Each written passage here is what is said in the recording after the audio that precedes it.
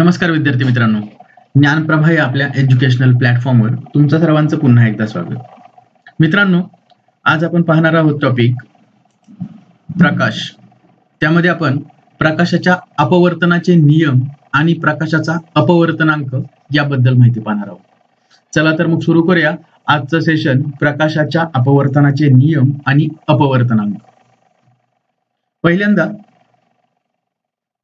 प्रकाशाचे अपवर्तन म्हणजे काय हे आपण बघूयात.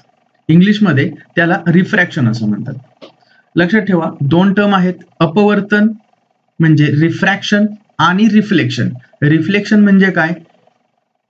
प्रकाश किरण एखाद्या गोष्टीवर रिफ्लेक्ट होतात, ठीक आहे, परावर्तित होतात, त्याला काय म्हणतात?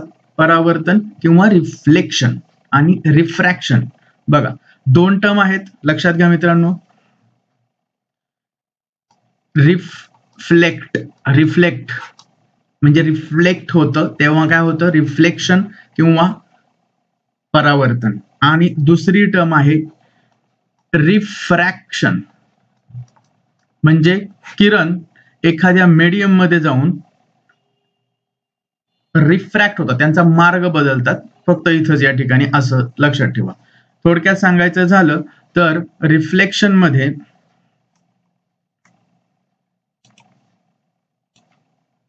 बघा,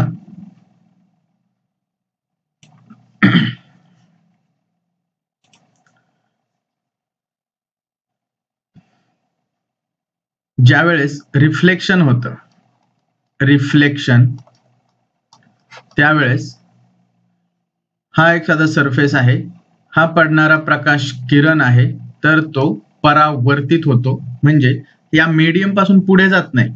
पण इन केस ऑफ रिफ्रॅक्शन तिथे काय होतं? हा सरफेस आहे प्रकाश किरण पडण्याचा, प्रकाश किरण असं पडणार त्याच्यावर, तर तो एकतर सरळ जाईल किंवा या बाजूला जाईल किंवा या बाजूला जाईल. याचा अर्थ काय? रिफ्रॅक्शन मध्ये प्रकाश किरण मीडियमच्या आरपार जातो आणि रिफ्लेक्शन मध्ये प्रकाश किरण मीडियमच्या आरपार न जाता रिफ्लेक्ट होतो. त्या क्रियेला प्रकाशाचं रिफ्लेक्शन किंवा परावर्तन म्हणतात. आणि ज्यावेळेस प्रकाश किरण आरपार जातो मीडियमच्या, त्यावेळेस त्याला रिफ्रॅक्शन असं म्हणतात. ही बेसिक गोष्ट लक्षात घ्या, ठीक आहे. आता आपण प्रकाशाचे अपवर्तन म्हणजे प्रकाशाचे जे रिफ्रॅक्शन होतं त्याबद्दल काही नियम आहेत, तर ते आपण पाहूयात. बघा, या आकृतीमध्ये आपल्याला काय दिसतंय? आकृतीमध्ये आपल्याला ही काचेची एक चिप आहे, ठीक आहे, एक ठोकळा आहे पातळ असा, तर त्यामधून प्रकाशाचे किरण आरपार होतात. तर बघा, किरण ए पासून एन पर्यंत जाणारा किरण, हा जो एन बिंदू आहे तो आपला इन्सिडेंट पॉइंट आहे. त्या ठिकाणी प्रकाशाचं किरण काचेच्या सरफेसला छेदतं, म्हणजे पहिल्यांदा तिथं ते मीडियम बदलतं, हवेपासून काचेमध्ये प्रवेश करतं. तर त्या बिंदूला त्या ठिकाणी एक स्तंभिका काढली, म्हणजे अशी एक लाईन घेतली आपण बिंदू सी पासून डी पर्यंत. स्तंभिका म्हणजे परपेंडिक्युलर लाईन असते, तर ती लाईन त्याला म्हणतात स्तंभिका. C D line, C D याला, ठीक आहे. तर मित्रांनो, ज्या वेळेस प्रकाश किरण ए डी एन पाशी येतो, त्यावेळेस मीडियम चेंज होत असल्यामुळे, हवेपासून प्रकाश किरण काचेमध्ये प्रवेश करत असल्यामुळे त्याच्यामध्ये काहीतरी बदल होतो, ठीक आहे. तर तो बदल कसा होतो? तो त्याचा मूळ मार्ग जो असतो, आता बघा, किरण ए डी, ज्यावेळेस प्रकाश किरण ए पासून निघतो आणि डी एन पॉइंट पर्यंत जातो, तर ऍक्च्युली तो या प्रकारे सरळ रेषेत, प्रकाश आपल्याला माहिती आहे की सरळ रेषेत ट्रॅव्हल करतो. असा ट्रॅव्हल करायला पाहिजे होता आयडियली, परंतु ज्या वेळेस हवेतून काचेमध्ये प्रकाश किरण जातो त्यावेळेस तो थोडासा बेंट होतो. काय होतो? बेंट होतो. तर त्याचं कारण काय ते पण आपण पुढे बघू, पण बेंट होतो हे लक्षात घ्या. तर ते बेंट होताना मीडियम चेंज झाल्यावर तो बेंट होतो, मग तो कमी होतो अँगल. ठीक आहे, म्हणजे ही जी स्तंभिका आहे CD त्याच्याकडे तो प्रकाश किरण झुकला जातो. बरोबर, म्हणजे मूळ जी त्याचा पाथ आहे, त्याचा मार्ग आहे, तो सोडून प्रकाश किरण थोडासा स्तंभिकेकडे झुकला जातो. ठीक आहे, यालाच प्रकाशाचं अपवर्तन किंवा रिफ्रॅक्शन असं म्हणतात. लक्षात आलं? तर या अपवर्तनाचे नियम काय सांगतो बघा. इन्सिडेंट किरण म्हणजे येणारा किरण जो आहे, आपातिक किरण, तो स्तंभिकेशी कोणता अँगल करतोय? एक कोन करतो, अँगल करतो, आय बघा. आणि दुसरा जो अपवर्तित किरण आहे तो स्तंभिकेशी अँगल करतो R. तर अपवर्तनाच्या नियमामध्ये पहिला नियम काय आहे? तर या ज्या 3 गोष्टी आहेत कोणकोणत्या? आपातिक किरण, अपवर्ती किरण आणि स्तंभिका हे कशात असतात? एकाच प्रतलात असतात. महत्वाचा मुद्दा आहे. आपातिक किरण, अपवर्ती किरण आणि स्तंभिका, इन्सिडेंट रे, रिफ्रॅक्टेड रे आणि जी परपेंडिक्युलर लाईन आहे, हे सगळे एकाच प्रतलात, एकाच प्लेन मध्ये असतात. लक्षात आलं?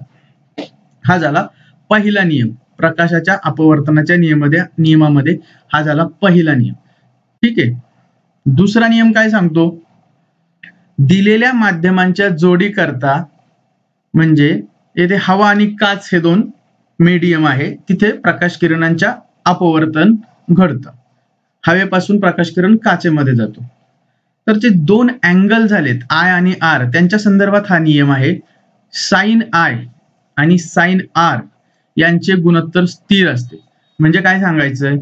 जो आपातिक किरणाने बनवलेला कोन आहे I आणि अपवर्तित किरणाने बनवलेला कोन आहे R, त्यांचं साइन, ट्रिगोनॉमेट्री मधलं sine I upon sine R हा काय आहे? स्थिरांक म्हणजे कॉन्स्टंट आहे. ठीक आहे, आलं लक्षात?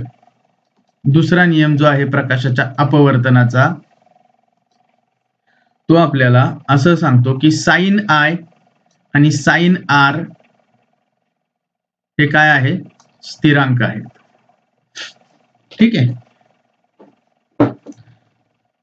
अशा प्रकारे प्रकाशाच्या अपवर्तनाचे आपण 2 नियम बघितले. पहिला नियम काय सांगतो?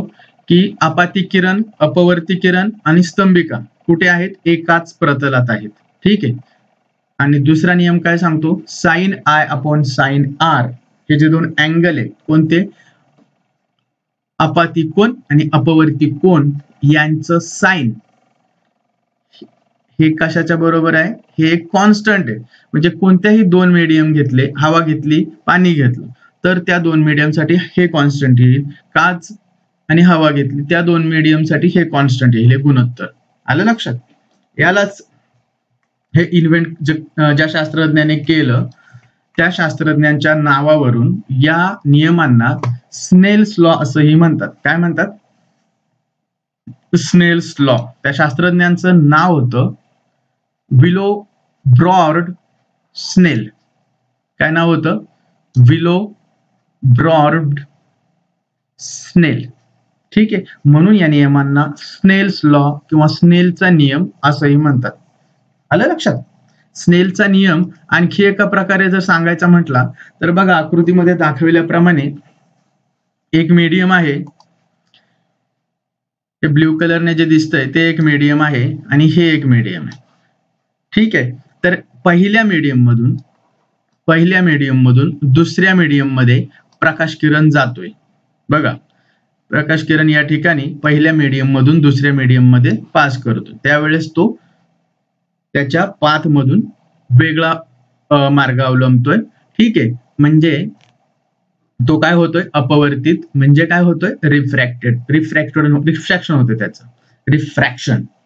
ठीक आहे, तर स्नेल्स लॉ थोडक्यात काय सांगतोय की N1 म्हणजे N1 इथं काय घेतलंय आपण अपवर्तनांक. पुढे बघूयात आपण अपवर्तनांक म्हणजे काय. तर याचा अपवर्तनांक या मीडियमचा पहिल्या गुणिले साइन θ1 इज इक्वल टू दुसऱ्या मीडियमचा अपवर्तनांक गुणिले साइन θ2. लक्षात आलं? हा जरा कॉम्प्लिकेटेड व्हर्जन आहे पहिल्या आपण जो फॉर्म्युला पाहिला त्याचा. थोडक्यात काय, तर sine θ1 upon sine θ2 is equal to N2 upon N1 हा फॉर्म्युला येईल. ठीक आहे, आता बघूया आपण अपवर्तनांक म्हणजे काय, म्हणजे रिफ्रॅक्टिव्ह इंडेक्स म्हणजे नेमकं काय.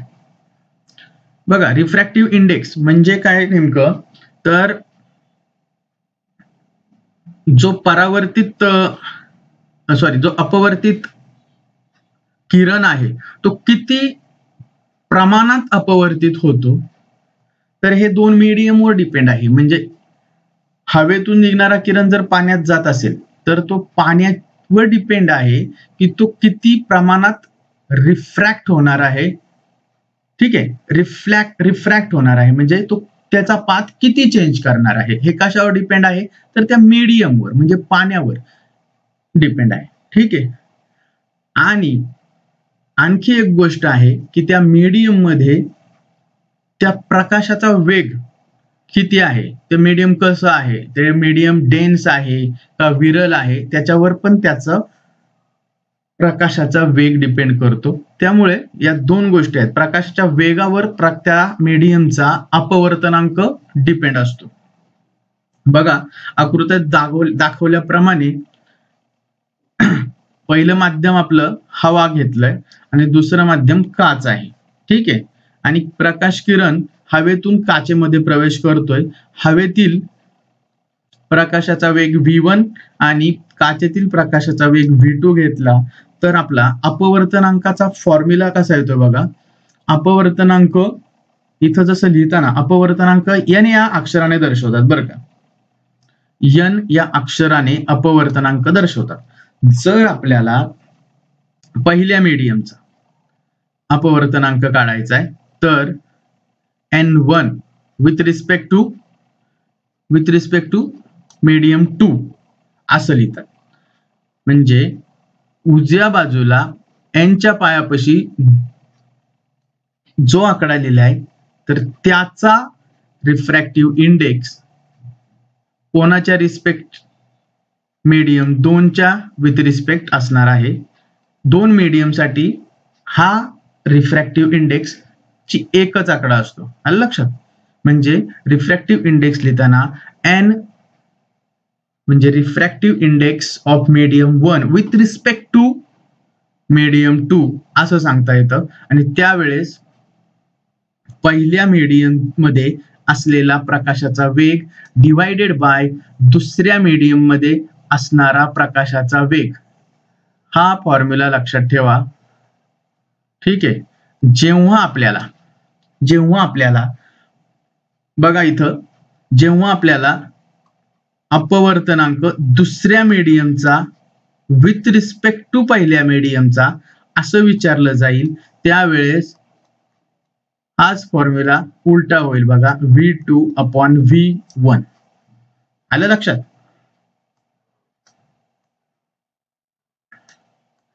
महत्वाचा फॉर्म्युला आहे. प्रश्न सोडवत असताना, प्रॉब्लेम सोडवत असताना जर आपला एखादा आकडा इकडे तिकडे झाला तरी आपलं उत्तर चुकू शकतं. म्हणून लक्षात घ्या, रिफ्रॅक्टिव्ह इंडेक्स पहिल्या मीडियमचा विथ रिस्पेक्ट टू दुसऱ्या मीडियमचा. ठीक आहे, आणि रिफ्रॅक्टिव्ह इंडेक्स दुसऱ्या मीडियमचा विथ रिस्पेक्ट टू पहिल्या मीडियमचा. लक्षात, ज्या मीडियमचा रिफ्रॅक्टिव्ह इंडेक्स काढायचा आहे तर त्या मीडियम आपण एनच्या उजव्या बाजूला त्याच्या पायापाशी आपण त्या मीडियमचं नंबर इथं टाकणार आहे आणि विथ रिस्पेक्ट टू कोणत्या मीडियमच्या बद्दल आहे ते आपण त्याच्या डाव्या बाजूला टाकणार आहोत. ठीक आहे, म्हणजे याचं V2/V1 असा फॉर्म्युला येईल. बघा, आणि जर पहिले माध्यम निर्वात असेल, तर आपण समजा असं असेल की निर्वातातून डायरेक्ट पाण्यामध्ये प्रकाश किरण जात असतील किंवा हे पाणी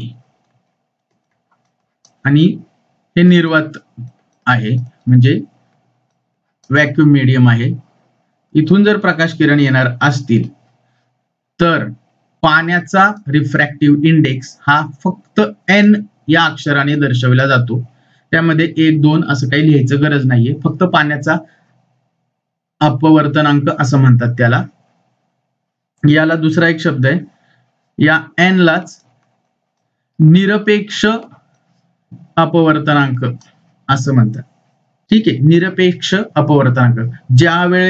ज्या वेळेस पहिले मीडियम हे काय असेल, निर्वात असेल त्याच वेळेस हे असं असतं. नाहीतर हवा आणि पाणी असेल तर दोन मीडियम वेगवेगळे असतात, त्यावेळेस दोन्ही मीडियमच्या करस्पॉन्डिंग रिफ्रॅक्टिव्ह इंडेक्स लक्षात घ्यावा लागतो.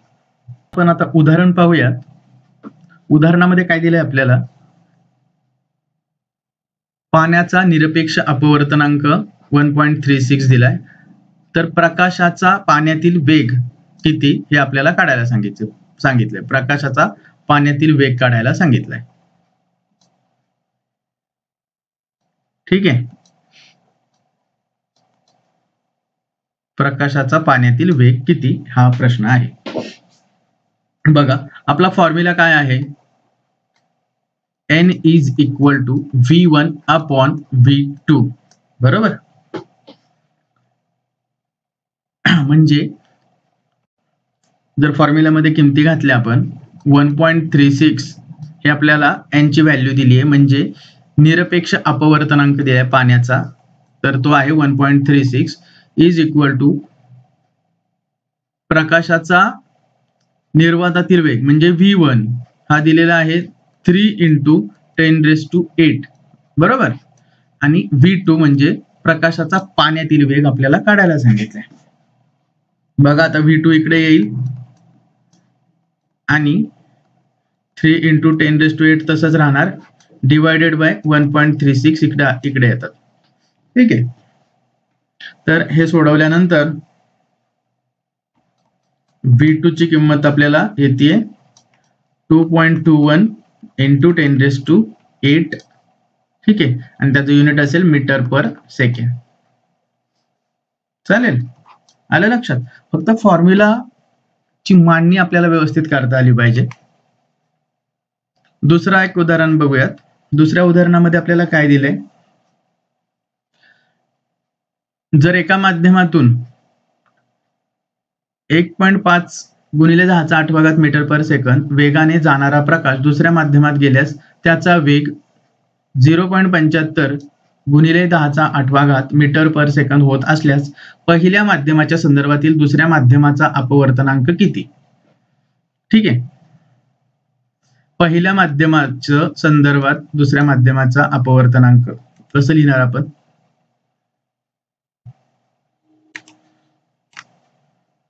काय काढायचं आपल्याला,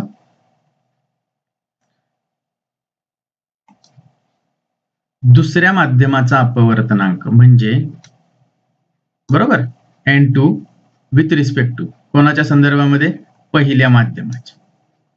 मग आपला फॉर्म्युला काय होतो, V2/V1 बरोबर, हाच फॉर्म्युला येणार ना. मग दुसऱ्या माध्यमाचा अपवर्तनांक पहिल्या माध्यमाच्या संदर्भात आपल्याला काढायचा आहे. तर V2 म्हणजे प्रकाशाचा दुसऱ्या माध्यमातील वेग किती आहे? 0.75 इंटू 10⁸ डिव्हायडेड बाय पहिल्या माध्यमातील V1 म्हणजे पहिल्या माध्यमातील वेग 1.5 इंटू 10⁸ हे झालं.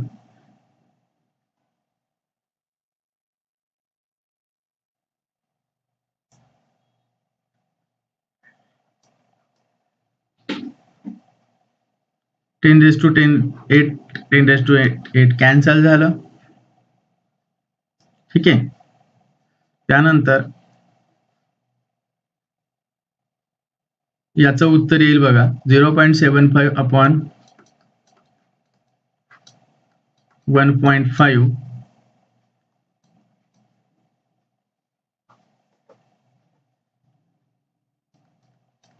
75 भागिले 150 येतं आणि त्याचं फायनल उत्तर येईल 1/2 म्हणजे 0.5 युनिट नाहीये त्याला. 0.5 हे आपलं आन्सर येईल. हे काय आहे म्हणजे दुसऱ्या माध्यमाचा रिफ्रॅक्टिव्ह इंडेक्स म्हणजे अपवर्तनांक विथ रिस्पेक्ट टू पहिल्या माध्यमाचा तो किती येणार? 0.5. ठीक आहे. आलं लक्षात?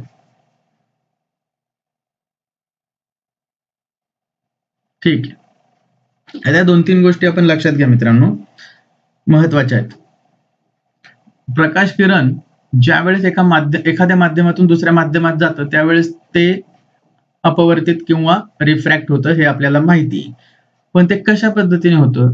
दोन माध्यमं जर कोणती असतील, विरल असेल किंवा घन असेल किंवा दोन्ही एक घन एक विरल किंवा विरल माध्यमातून घन माध्यमात किंवा घन माध्यमातून विरल माध्यमात जात असताना त्या किरणांच्या रिफ्रॅक्शन मध्ये कशा प्रकारे बेसिक बदल होतो तो आपण पाहूयात. यावर प्रश्न बनू शकतो, जोड्या लावामध्ये सुद्धा बनू शकतो, विधानात्मक प्रश्न सुद्धा बनू शकतो. ठीक आहे. पहिली कंडिशन बघूयात आपण. पहिल्या कंडिशन मध्ये बघा, विरल माध्यमातून प्रकाश किरण घन माध्यमात जातोय. विरल माध्यमातून घन माध्यमात जात असताना होतं काय? जेव्हा प्रकाश किरण विरल माध्यमातून घन माध्यमात जातो तेव्हा स्तंभिकेकडे झुकतो. बघा, हा जो किरण दिसतो आपल्याला तर तो स्तंभिकेकडे झुकलाय. ऍक्च्युअल मार्ग किरणाचा असा आहे पण तो स्तंभिकेकडे झुकलाय. केव्हा? जेव्हा विरल माध्यमातून घन माध्यमाकडे जातो. दुसऱ्या कंडिशन मध्ये काय होतंय? घन माध्यमातून विरल माध्यमाकडे जाताना काय होतंय? स्तंभिकेपासून दूर जातो. ऍक्च्युअल त्याचा पाथ असा आहे, सरळ मार्ग.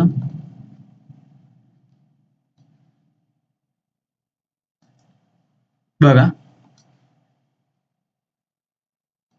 ऍक्च्युअल मार्ग असा आहे पण तो स्तंभिकेपासून, ही जी स्तंभिका आहे त्यापासून तो दूर जातोय. ठीक आहे. हे केव्हा घडतं? ज्यावेळेस घन माध्यमाकडून विरल माध्यमाकडे प्रकाश किरण जात असतील. घन माध्यमातून विरल माध्यमाकडे म्हणजे घन माध्यम कोणतं? जर घन माध्यम आपण पकडलं पाणी तर विरल माध्यम हे हवा असेल ऍज कम्पेअर टू. बघा, तिसरी कंडिशन अशी आहे, ज्या वेळेस प्रकाश किरण विरल माध्यमातून घन माध्यमाकडे जातात आणि ते कसे असतात? लंबरूप म्हणजे परपेंडिक्युलर असेल दुसऱ्या मीडियमला, दुसऱ्या माध्यमाला, तर ते सरळ रेषेतच जातात. त्याचं अपवर्तन किंवा रिफ्रॅक्शन होत नाही. ही गोष्ट पण लक्षात घ्या. लंब प्रकाश किरण असतील, लंब पडणार आहे तर ते सरळ रेषेत जातात. म्हणूनच आपल्याला माहिती आहे की विषुववृत्तावर प्रकाश किरण एकदम लंब वर्तुळाकार पडतात सूर्याचे, त्यामुळे तिथे उष्णता जास्त असते. आलं लक्षात? आणि ध्रुवावर एकदम कमी प्रकाश असतो किंवा कमी तापमान असतं. त्याचं कारणही तेच असतं की तिथे किरण एकदम जास्तीत जास्त अपवर्तित होतात, त्यामुळे तिथे जास्त प्रकाश पोहोचत नाही. ठीक आहे.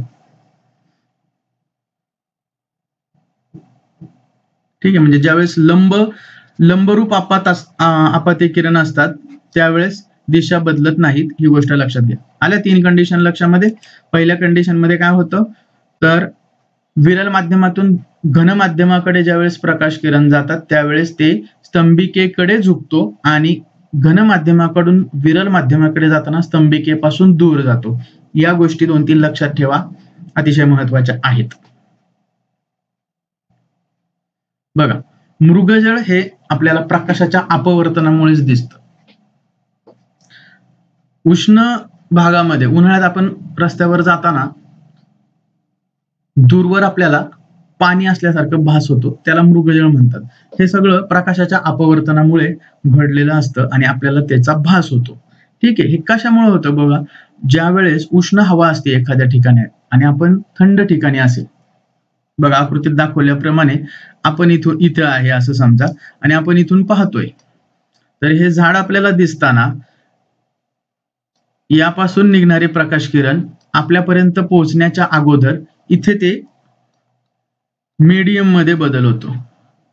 ठीक आहे, इथे त्याच्या मीडियम मध्ये कसा बदल होतो, तर या ठिकाणी उष्ण भूभाग असतो त्यामुळे इथली हवा उष्ण होते आणि या ठिकाणी आपण ज्या ठिकाणी उभे आहे तिथे थंड हवा असते. मग होतं काय की हे जे प्रकाश किरण इथे मीडियम चेंज करणार आहेत. म्हणजे विरल हवा असते, इथं उष्णता वाढल्यामुळे हवा कसं झालंय विरल, आणि इथं कशी आहे हवा थोडीशी घन आहे, त्यामुळे हे प्रकाश किरण इथून अपवर्तित रिफ्रॅक्शन होतं त्यांचं आणि ते आपल्याला दिसताना बघा इथून आलेत असं वाटतं. म्हणून या वस्तूची आपल्याला आभासी प्रतिमा इथे दिसते. आलं लक्षात? फक्त याचं कारण आहे उष्ण हवा आणि थंड हवा हे 2 मीडियम होतात आणि त्या मीडियमच्या रिफ्रॅक्टिव्ह इंडेक्स म्हणजे अपवर्तनांकामध्ये फरक असल्यामुळे आपल्याला दिसणाऱ्या प्रतिमेच्या पोझिशन मध्ये बदल दिसून येतो. यालाच आपण काय म्हणतो, मृगजळ. तसंच आपल्याला बघा तारे आणि सूर्याच्या बाबतीत सुद्धा होतं. जेव्हा आपण एखादा तारा बघतो, तारा बघतो, तर त्या ताऱ्याची जी ताऱ्यापासून निघणारी प्रकाश किरण आपल्यापर्यंत पोहोचण्यासाठी हे मध्ये जे पहिल्यांदा ते निर्वातर मीडियम असतं आणि जसं जसं पृथ्वीच्या जवळ तो प्रकाश किरण येतील त्या ठिकाणी हवा आहे, वातावरण आहे. ठीक आहे, म्हणजे मीडियम काय होत चाललंय, निर्वातापासून थोडंसं घन होत चाललंय. त्यामुळे प्रकाश किरण काय होतात, थोडेसे बेंड होतात आणि आपल्याला तारा ऍक्च्युअल पोझिशन पेक्षा दुसरीकडे असल्यासारखा भास होतो. म्हणजे आपण बघत असणारे ते तारे आहेत आकाशातले, ते त्यांचे ऍक्च्युअल पोझिशनला नसून त्यांच्या आभासी प्रतिकृती आहेत किंवा आभासी इमेज आहेत त्यापासून ते ऍक्च्युअल पोझिशन त्यांच्या वेगळ्या आहेत. लक्षात घ्या. तसंच सूर्याच्या बाबतीत पण होतं. ज्यावेळेस सूर्य उगवताना किंवा मावळताना, सूर्य उगवत असताना ज्यावेळेस आपण या ठिकाणी असं कन्सिडर करा, ठीक आहे, आपण या ठिकाणी आहे पृथ्वीवर आणि हा सूर्य उगवतोय, तर हे जर क्षितिज आहे म्हणजे आपल्या डोळ्याच्या समांतर जो भाग आहे, तर इथून सूर्य उगवतोय. ठीक आहे, ऍक्च्युअली तो क्षितिजाच्या वर सुद्धा आला नाहीये तरी सुद्धा आपल्याला सूर्य उगवल्याचा भास होतो. त्याचं कारण आहे प्रकाशाचं अपवर्तन. ठीक आहे, म्हणून ज्यावेळेस क्षितिजाच्या खाली जरी असेल सूर्य, हे प्रकाशाचे किरण हवेतून येत असताना थोडेसे अपवर्तित होऊन आपल्यापर्यंत पोहोचतात आणि आपल्याला सूर्य त्याच्या वास्तविक स्थितीपेक्षा वेगळा दिसतो. हे दोन्ही वेळेस घडतं, कधी सूर्य मावळताना पण आणि सूर्य उगवताना पण. ठीक आहे, कशामुळे दिसतं हे, प्रकाशाचे अपवर्तन.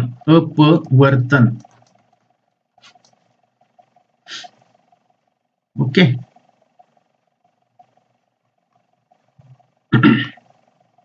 क्विक रिव्हिजन बघूयात आपण.